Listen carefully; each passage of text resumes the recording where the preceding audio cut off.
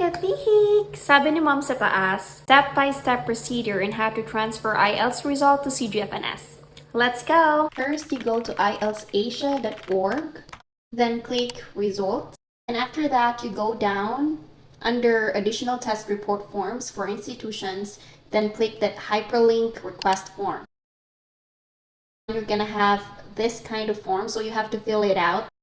Here, I use the Adobe fill-in sign to fill in my information.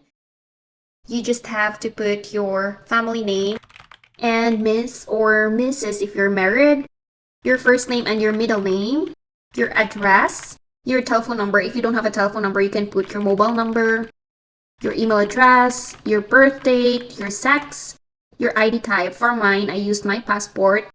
Under that one, you will put your passport number if you're gonna use your passport.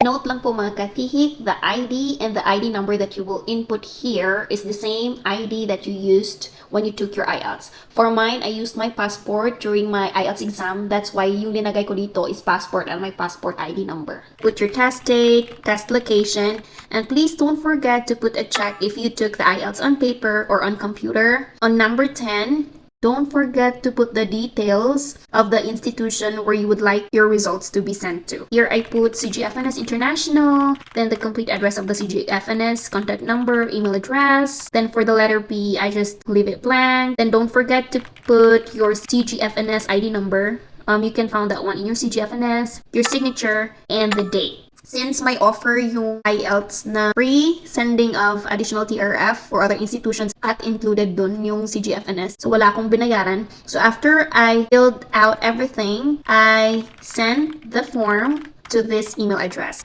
Linagyan ko lang ng subject na application for the issue of additional TRF to be sent to CGFNS International. Then inattach ko yung form, then press send. Then after that, naka-receive ako ng email na ganito. Then after they sent your TRF to CGFNS, meron na naman silang isi-send sa'yo na message na your TRF was electronically sent to CGFNS already.